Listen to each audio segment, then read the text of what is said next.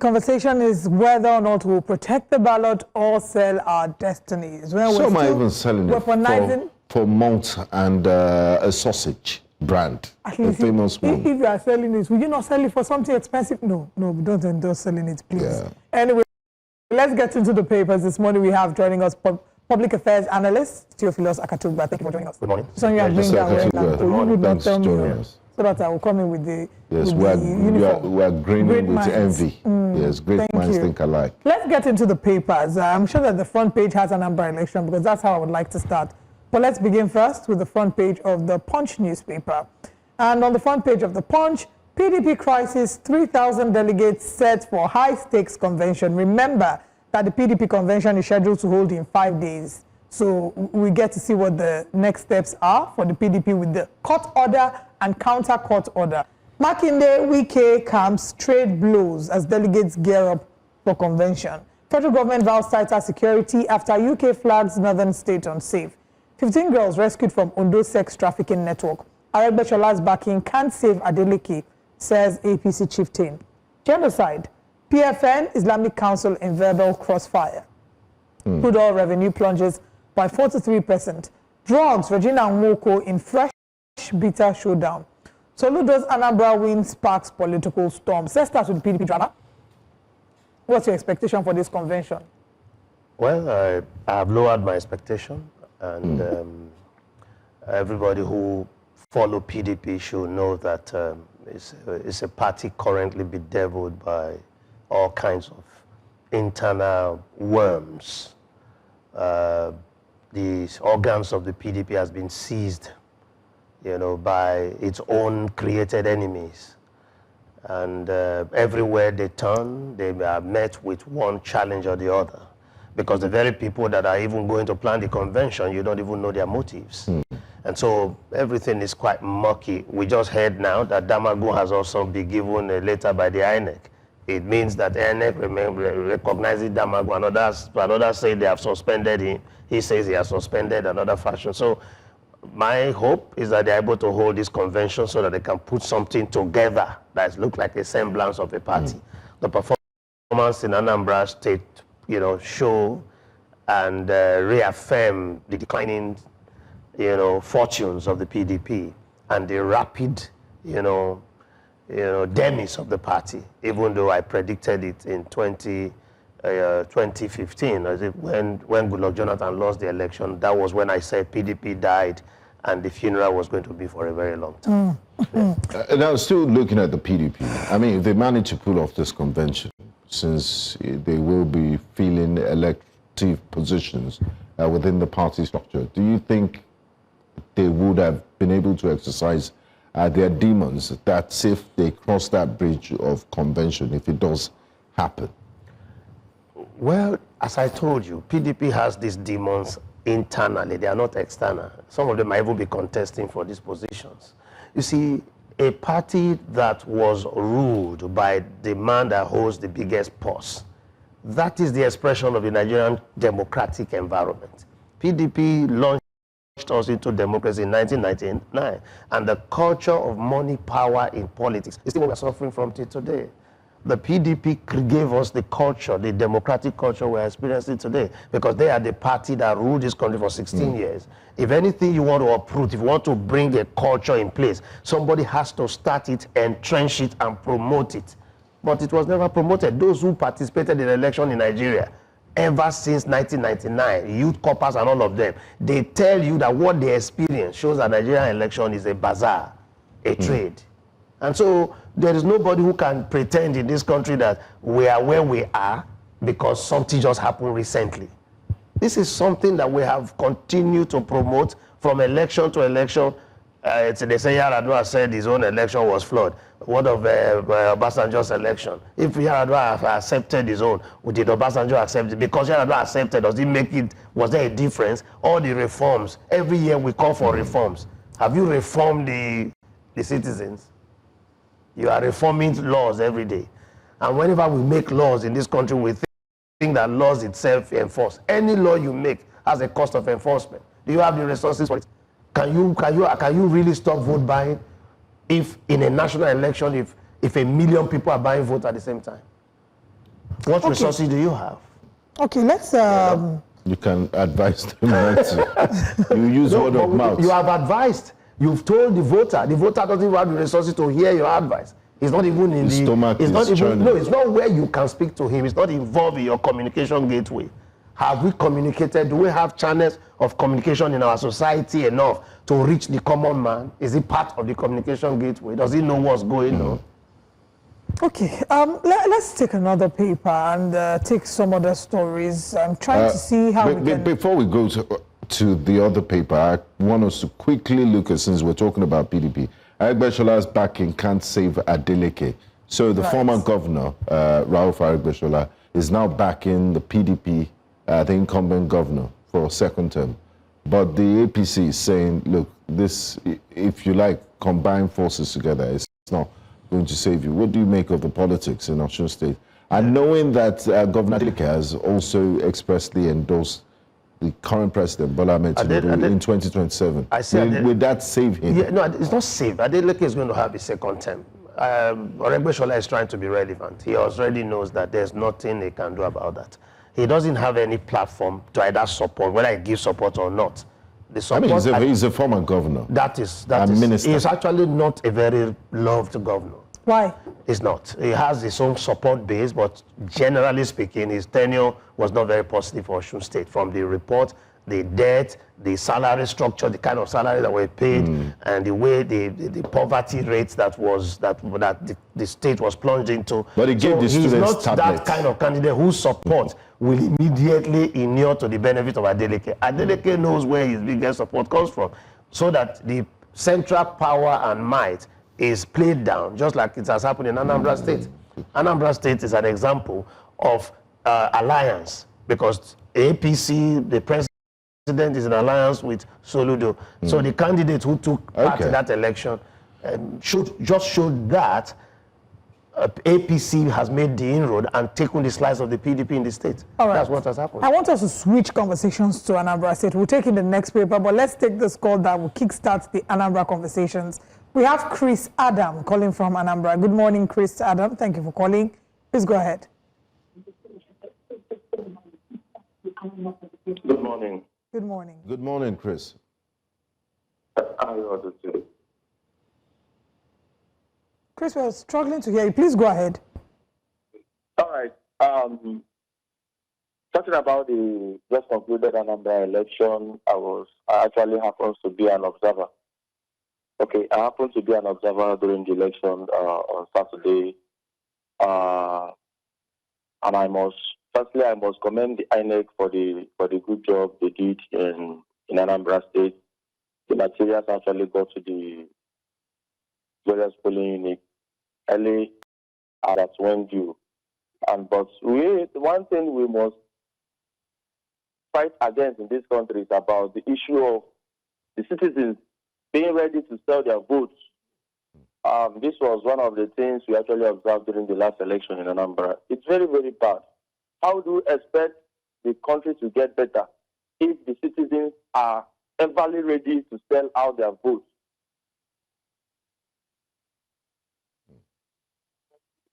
Go ahead, we can hear you. Okay, unfortunately, we've lost that call. Sorry, quick one. When they're selling their votes, how do the sellers, the person that's selling the vote, how does he ensure that, this person is going to vote for my candidate? Well, or you just believe, because it's not option A4, it's a closed ballot system. There is a leader, there is an influencer that is the negotiator of the vote selling. His followers are ready to take something from him.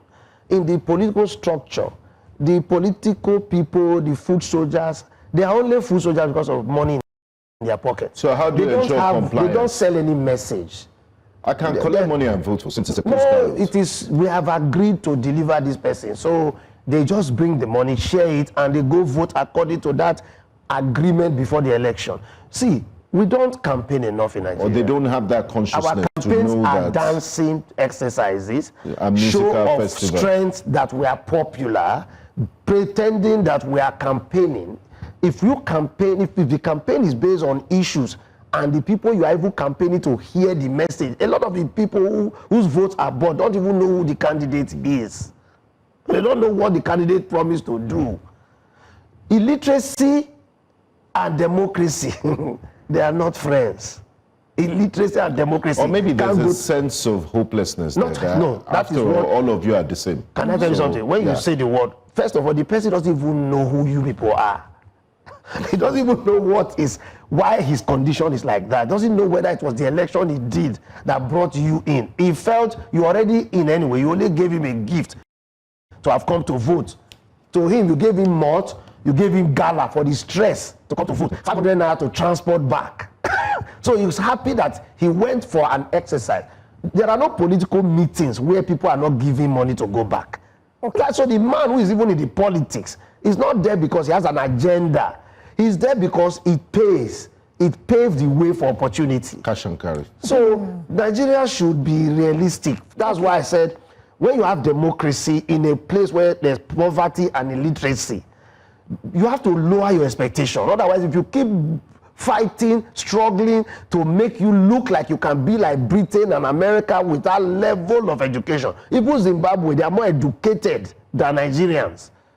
Okay, let's quickly take a call from Uche. Uche is calling from Abia. Good morning, Uche. Thank you very much for calling. Please go ahead and share your thoughts. Good morning, everybody. Good morning. Good morning. You see, what we are discussing here, for me, is about our institution. How can our institution work? For instance, before the election, the governor was going around talking about the highest votes that he will gain from any constituency or from local government, the kind of money they are going to receive. Our institution just keep aloof. That is my problem. The institution is not working.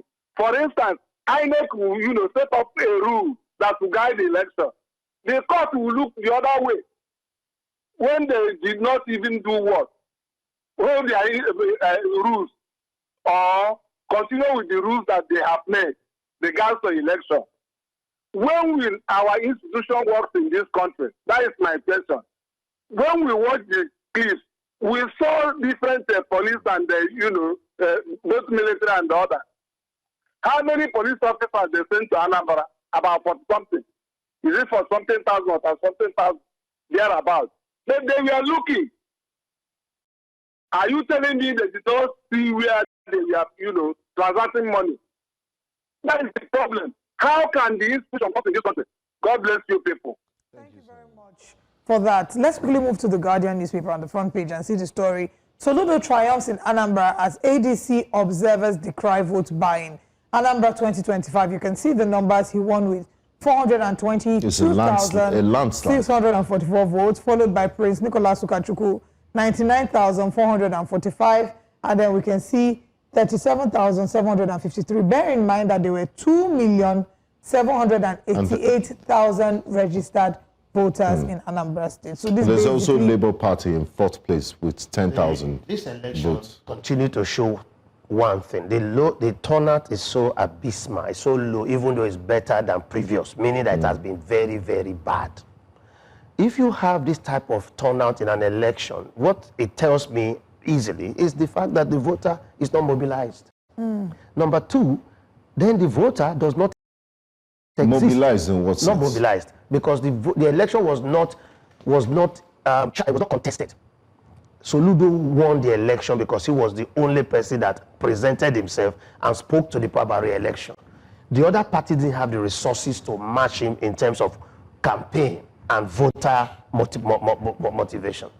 You can see that this election was not contested. I can't even find powerful images of the other parties speaking deliberately, repeatedly, like Soludo did. Soludo was the governor, but he was more present, he was more in the media, he was more in the local government, he was the one speaking about paying people, rewarding wards who turned out more voters, because he understood that the voter is not communicated to. Our media has not reached the people. We don't have media channels that speak to our citizens. That is a big problem. We are not supporting media enough in this country to be strong. People don't invest in the media. Today we're spending money on YouTube and Facebook that is not a Nigerian media platform. And people are priding themselves that we spend money more on digital media. Okay. If you don't do something about your media, you can't mobilize your people. Or what are the local channels to reach people? This is the problem. 2,700,000, two things. Either the Igbo voter is an economic migrant that you can't guarantee before the next election half of the people you registered have traveled to one state or the other to seek economic fortunes. And so you have a bloated register, but actual voters on ground not available. Okay, I just want to take a comment from YouTube. I mean, you say we don't, there isn't media that's connected to the people. We on New Central, we connect to the people. No, the grassroots that doesn't even know what YouTube is. Okay, anyway, I want to read from YouTube. The grass of the grassroots. Annie Chinedu Brown says, the Abgas victory is a misleading facade and mere window dressing in preparation for rigging defenses in 2027. Adeleke will still emerge victorious in Osun State. By 2027, anyone who dares to complain about the election will be reminded that opposition parties won the previous election. Do you agree? Okay, yes, because of what will happen in 2027? If the situation you saw in Anambra will continue, then how will you defeat the ruling party?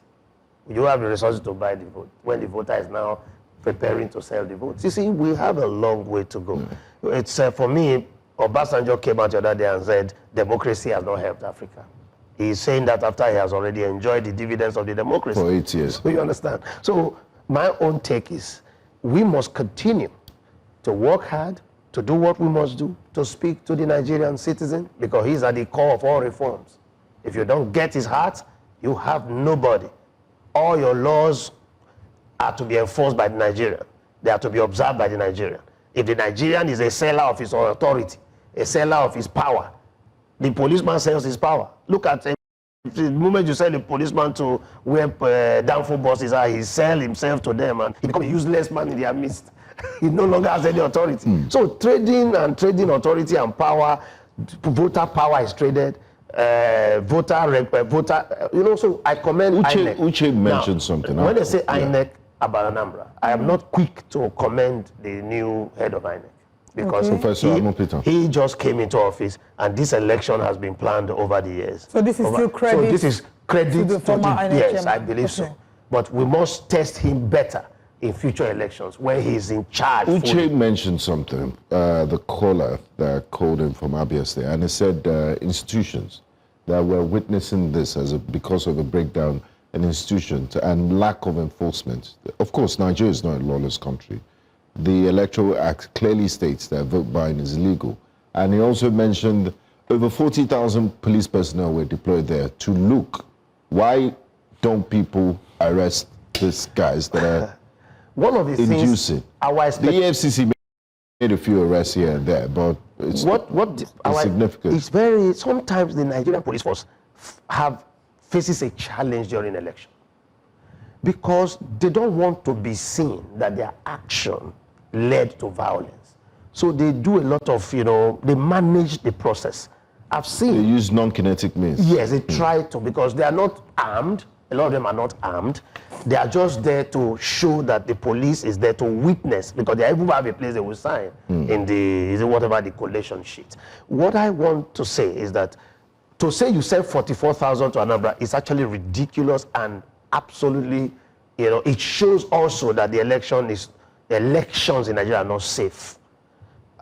Why would you send 44,000? So when you want to conduct election in Nigeria, nationwide, how many policemen will you send? We need to now deliberately begin to reduce this particular aspect of our election where the police comes in with numbers. Maybe we don't trust ourselves to conduct ourselves in a civilized and proper manner. Absolutely. And that has to do with the quality of your citizens. Because you need to keep doing less policemen so that the people will begin to see that, look, the elections are safer now. If 44 were able to get this safety, it means the next election will be 55, 66,000. And how many policemen do we have in Nigeria? Less than 500,000. And you send almost how many percentage of that to one election? As if it was a war zone. 21 local governments. No. Yeah. I think that aspect, can continue to send wrong signals to local and international observers. We need to improve the quality of the Nigerian. Okay, Absolutely. let's talk about local and international airways. Let's move to the Daily Independent. The big story says, sky-high fares in Nigeria blamed on expanding web of federal government levies. Recall that last week we talked about the $11 tariff that will be implemented from the 1st of December for international flights inward and outbound. UK warns its citizens against travel to Borno, Yobe, Adamawa, and others. Anambra gubernatorial election, Serap gives INEC 7 days to report vote buying sponsors to EFCC, ICPC, and police. No work, no pay rule can't deter workers from strike, according to NASU. Federal government okays 3 new policies to boost civil service productivity. NSCIA urges Christians to reject external efforts to destabilize Nigeria.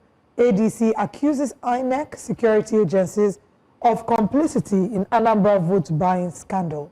And at the top, Anambra gubernatorial poll, best ever by INEC, says re-elected Soludo. Of course, he will say that. Re-election testament to visionary leadership, according to President Tinubu, hails Amupiton for credible poll. Intel may face challenges despite relaunch promises and fresh investment. So let's talk about the sky-high fares. Airfares? Yeah. They say that they're adding an 11% security levy. Security levy. Yeah, the $11.50. in relation to international fares, the fares in Nigeria, I don't think they are too expensive. No, they are one of the highest. No, I did research. no, okay. According to IATA, within the Nigerian system. No, number 3 in Africa. Because last week it was the focus of my Which Way Nigeria, and I did quite some research. It's one of the highest. It's top 3 in Africa, one of the highest in the world. Okay. And the burden of security, according to IATA, the global aviation, should be on the airline. Yeah, no, on the coast country to take care of their security, not a levy or additional levy on passengers. Okay, now let me take it from this point. I said that when I look at how much it costs to fly to Abuja, if IATA says Nigeria is number 3, what about Ghana? Where's Ghana? Ghana is number 2 because Ghana fares are higher than Nigeria. So I do not. They're higher, is it nationally or internationally? Go local or international. Why, And then the I'm not percentage sure. of tax Okay, in our tickets. Okay, that's what you're It's talking huge, about. I'm yes. talking about the You know why I No, may the not agree percent- with that? yeah. Because there was a time where people had discovered a hack where if you wanted to go to London, you go to I wanted to get cheaper Cotonou. flights, you go Yeah. to Cotonou, you go to Ghana. People stopped traveling from, not really stopped, but more people started finding ways to go to Ghana but that first was- and fly out. That was and go to when the Cotonou and fly dollar, out. was it when dollar was the requirement to buy the tickets? Because of the airlines that were not able to repatriate their money. Tickets were very prohibitive in Nigeria. It's possible. But if you say today, the average flights from Ghana, Accra to Kumasi or to Tamale is priced higher than the Nigerian fare from here to Delta or Abuja. Yeah, but that is beyond what the I said. Ghana So- comparison, that's Yes, why it's because I want to know that's what why it's position even Nigeria is number headline 3. Where's news. Ghana? That's why it's headline news on Daily Independent. Yeah. It's people are complaining. They're Naturally, prohibitive. our price. See, every time I look at issues in Nigeria, I said we underpay ourselves for whatever we do. Our services are the lowest price services in the world. It means an average Nigerian don't receive adequate compensation for his effort across board, everywhere. And we've done this for so many years because of subsidy. Subsidy gave us a false hope that we're able to get by. There was a take-home pay. As soon as subsidies been removed, the dollar, naira, and the dollar has been naira has been floated. Everybody's not paying actual prices, and salaries are not adjusting as fast. So, in relation to what we earn, our airfares can be described as very high. But when we look at it against the fact that $100 is 140,000 naira, airfares abroad, you might not even get $100 fare for a distance, the same distance. Even a train ticket is more than $100. No. I I mean, don't you agree. even have I low-cost took a train ticket airlines. in Germany. You have I spent low-cost. 114 From for when- a fast okay, moving train so- from no, just You have low-cost airlines. yes, from even Berlin to international, Munich. Okay, even international flights are very cheap. let's not go too far. I've bought a £50 or a £40 ticket from London to Scotland. And even at that, they were saying to me that, oh, if I had booked a little earlier, I would have been able to see $20, What's 40 pounds? Which is like 80K. So what's the price to Abuja? From Lagos to Abuja is more. It's 200,000. No, it's more actually. If you're doing yeah, you're looking more. at, say, give or take, maybe like 100,000, 100 something. More, exactly. The average. I booked a ticket recently to Delta State from Lagos. Well, and it was you see, over 100,000. The air prices has to also do with the volume of travel. If you look at those people are fully booked most times. They don't fly empty. Here in Nigeria, sometimes not all the flights are full. So we have so many. Okay, let's talk about this. Why is it that the this travel between African extortionist- countries is so expensive? Because you hardly find the flight full between here and. So we agree that there's also the issues of the African How continental about this free trade agreement and self-inflicted $11.50? This is a new one that has just from the 1st of December. It's Many called argue that they APIS. want to leverage the inflow that will come in from 30 December as a way for them to raise revenue. Okay. And it looks like And that is even citizens always have to bear the cost. anti-tourism. If you are doing that, Exactly, you're it's going to discourage anti-tourism. people.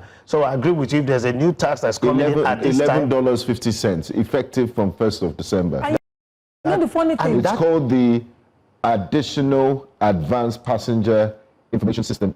that should not even be at all. That's the responsibility. I agree with Ayata in respect yeah. of this particular tax. because $11, someone coming in, they will complain. Yes, they will complain. But maybe they might argue that it's $11, I can wing it. Compare that to Naira for someone who's leaving Nigeria, paying that amount in Naira. In addition to the ticket price. already Ticket, very yeah. expensive ticket. And this is not to say And they that say security again means that you are trying to tell the people that the country is there's a insecure. challenge and I have to pay $11 for my own security. So I Yeah, think that's we the- must be that's the careful if you interpretation. want to build your develop tourism and promote tourism. This tax is ill-timed. It's not good. I think it should be withdrawn. Because 30 December is around the corner. People are preparing to come to Nigeria. This is not the time to burden them. Even the Minister of Tourism over the weekend said with you completely. they should make a presidential task But I'd like force to do a little more on work 30 on what you December. said about the prices of Nigerian tickets. I believe that I have always thought that where we are not, airlines have come. You see, this is the only country where we have the fastest rate of decline of demise of airlines. Airlines have collapsed in this country more than any other country. Yeah, this is- They come in, they close down because it's not been profitable. Well, I mean, there's also the role that the government has to play in ensuring that they make it profitable for them and in the kind of policies that will be implemented in such a way that will allow them be able to take their money back. So it's a business. They're not coming to do charity. They want to make profit. So the Nigerian citizens should and must be prioritized in a number of these policies. Adding extra $11 is not profitable for those coming into the country, and it's not profitable It's not for even Nigerians encouraging leaving at the all. country. It It's not a good discourages rate. travel. Travel is It too will reduce. expensive. Dirty December just became something, symbolic or very recognized last year. We can't just in the second year begin to put shackles and more difficulties in the way of progress. Absolutely. Absolutely.